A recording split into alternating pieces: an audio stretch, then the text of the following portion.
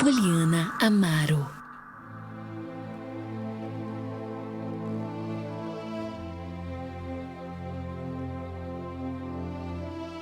Muito bem, meus irmãos, nesse momento quero compartilhar com você uma dose de fé da Palavra de Deus. Nessa semana nós estamos aí falando da trajetória, a história de Noé e de sua família diante do dilúvio, diante de uma humanidade completamente corrompida, aonde Deus decidiu reiniciar a terra, porque não tinha mais como suportar as pessoas malignas que estavam sobre a terra.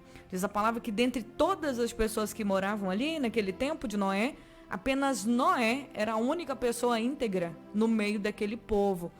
Então, diante de tudo aquilo, quando todo mundo é mau, uma pessoa só é boa, gente, significa que depois que aquela pessoa boa morresse, aí ia ser só mal a terra. Jesus, imagina uma terra de gente má e perversa o tempo todo. Seria complicado. Estamos falando essa semana sobre recomeço. E hoje eu quero pegar aqui no Gênesis 8, a partir do versículo 1, que diz o seguinte: Então Deus se lembrou de Noé e de todos os animais selvagens e domésticos que estavam com ele na arca. Deus fez soprar um vento sobre a terra e as águas do dilúvio começaram a baixar. As fontes subterrâneas pararam de jorrar e as chuvas torrenciais cessaram. As águas do dilúvio foram baixando aos poucos depois de 150 dias.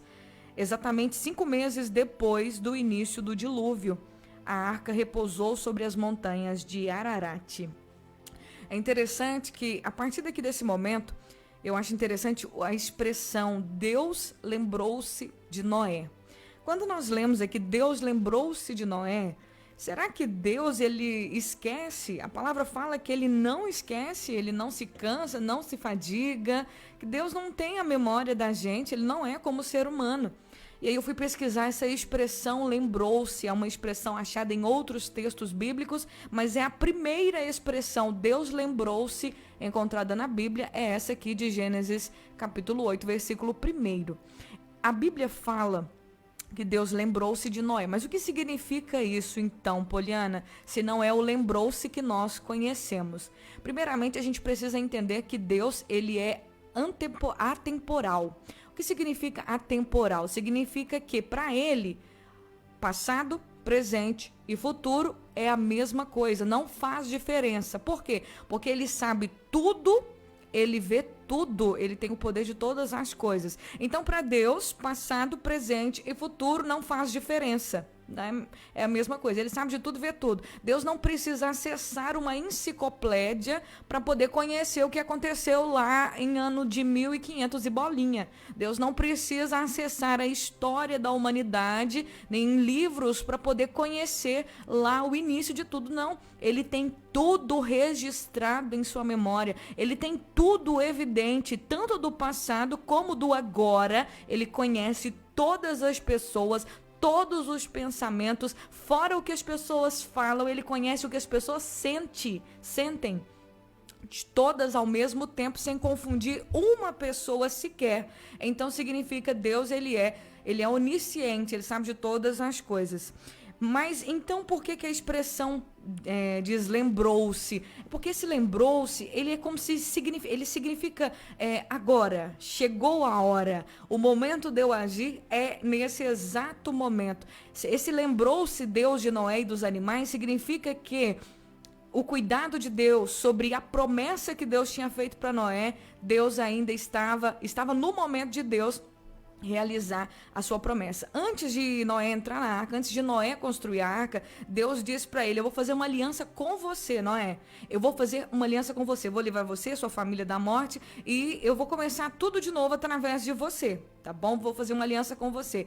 E aí, a partir daquele momento, Deus deu para ele as instruções da arca, ele fez a arca, ele entrou na arca, e agora, quando chega aqui nesse momento, diz a palavra de Deus, depois do dilúvio, Noé fez a parte dele, Deus fez a parte dele, aí parece que tudo acabou, né, gente? Ele fez a arca, cumpriu o papel dele, Deus fez o papel dele e mandou chuva, mandou água e pronto, Deus fez a parte dele. Parece que acabou, a arca está ali agora. Não, não acabou. Eu acredito que os momentos mais tensos, mais difíceis de Noé estavam por vir. foi o período dentro da arca. Imagina você preso dentro da sua casa, confinado por 30 dias, sem nem colocar a cara para fora da janela. Imagina, você conseguiria ficar dentro da sua casa 30 dias sem chegar a cara na janela, sem ver o sol, sem tomar um ar fresco, a casa toda trancada, janela trancada, porta trancada, tudo trancado, por 30 dias sem sair? Você conseguiria? Será que você teria punho para poder suportar uma situação dessa? Agora deixa eu piorar um pouquinho mais a sua situação. Imagina aí, agora você está dentro de uma casa, trancado por 30 dias sem sair e com 10 gatos, mais 10 cachorros, mais 10 passarinhos. Será? O que seria? Sem poder sair. Todo mundo, você, sua família e esses 30 animais dentro da sua casa. Será que você suportaria? Será que era possível?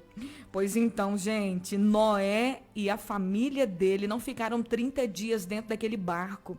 Eles ficaram mais de um ano. Foi exatamente isso, mais de um ano. E eu estava fazendo aqui, olhando, eram aproximadamente quase mais de 7.000 animais. Eles estavam dentro daquela grande embarcação, no meio do nada, com mais de 7.000 animais de espécies diferentes e ainda a família do Noé. Gente, qualquer pessoa normal iria sofrer um surto, iria pirar. Imagina Noé tendo que controlar as emoções dele, o emocional dele, ele não pirar de ficar confinado dentro de uma embarcação de madeira, no nada, ainda a água agitando para lá e para cá, né?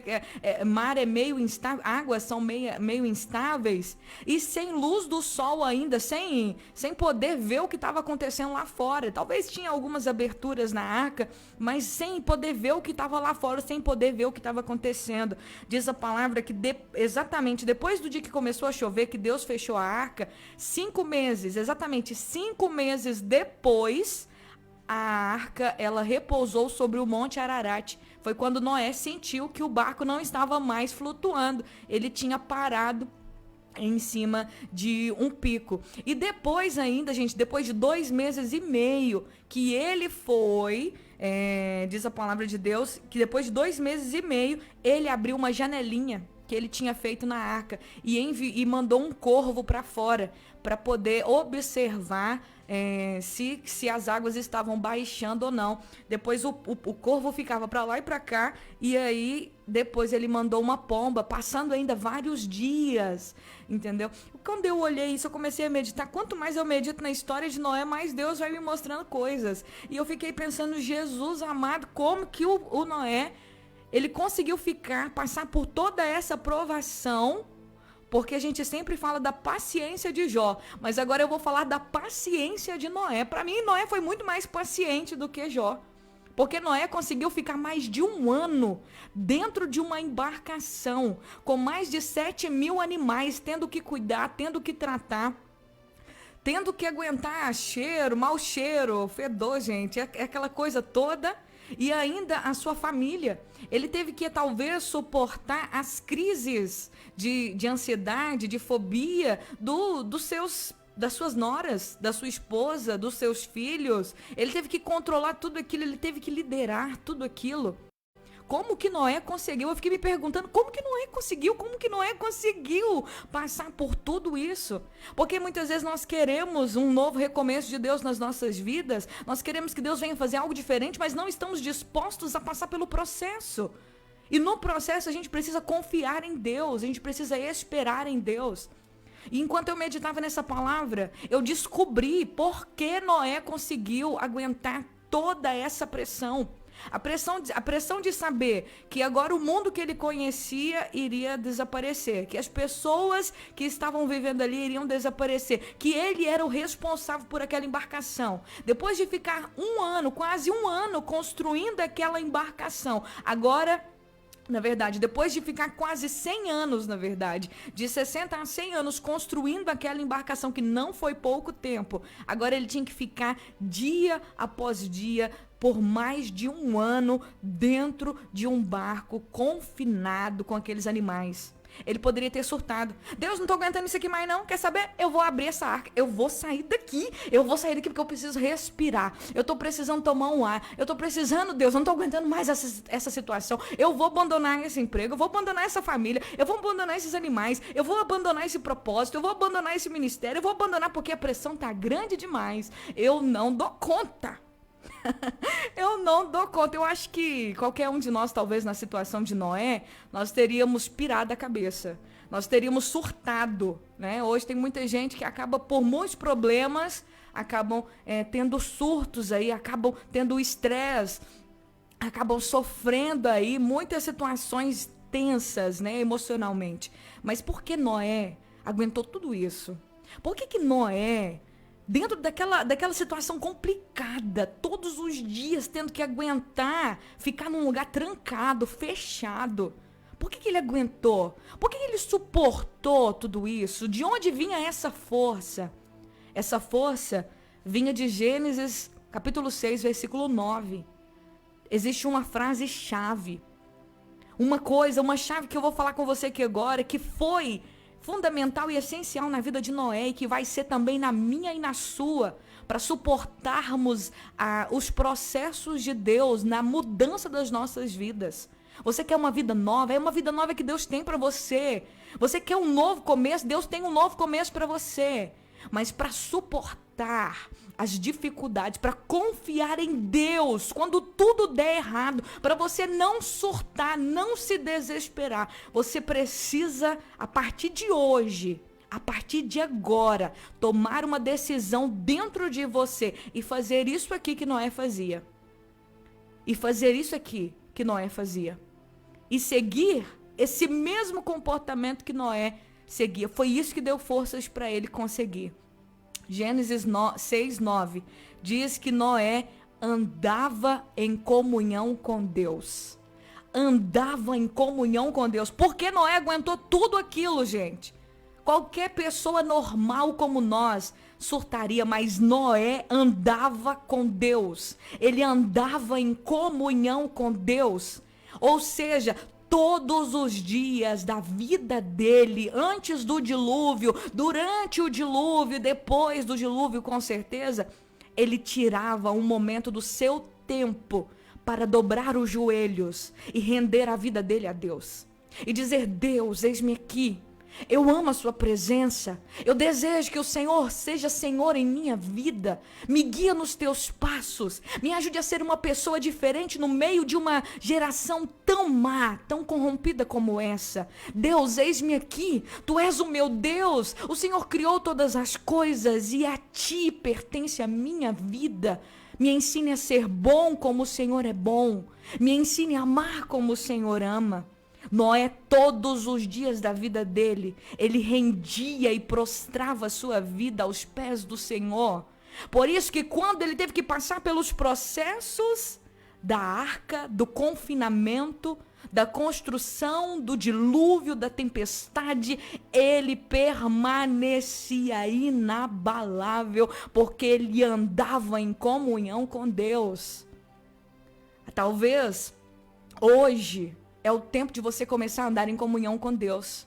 Talvez você não suportou muitas coisas que aconteceram na sua vida porque você não andava em comunhão com Deus. E esse andar em comunhão com Deus não é de vez em quando. Não é no culto apenas que você tem que orar. É você tirar das 24 horas que Deus te dá todos os dias para você dobrar o seu joelho lá no seu quarto.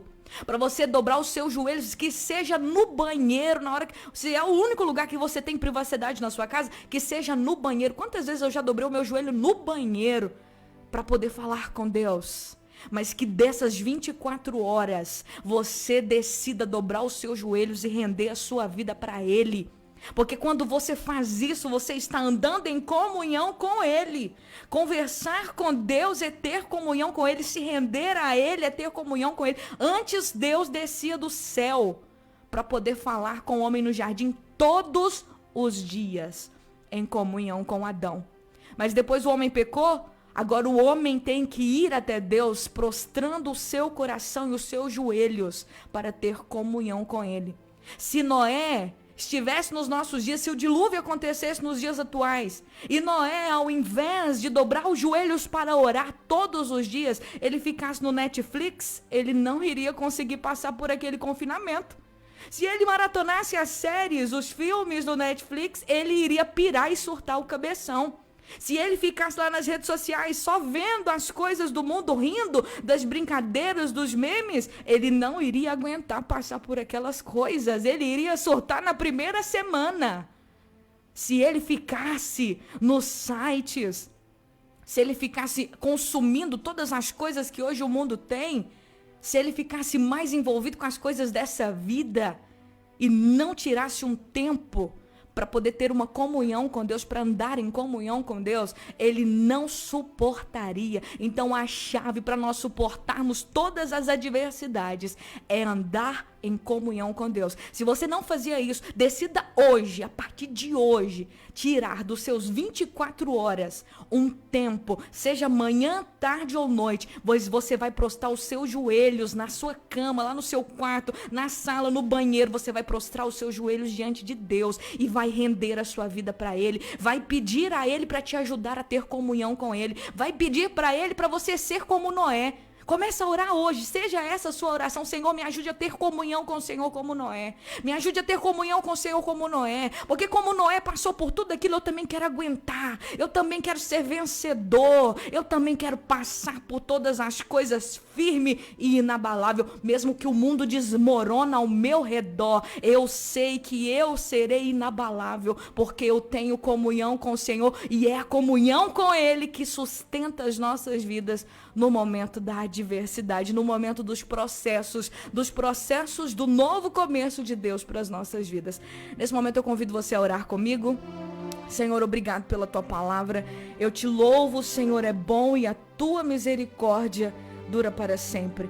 Eu oro para que o Senhor venha nos dar forças, que o Senhor venha mudar a nossa história, que o Senhor venha nos dar posicionamento. Não existe outra chave de vitória para nada nessa vida, a não ser essa, andar em comunhão com o Senhor.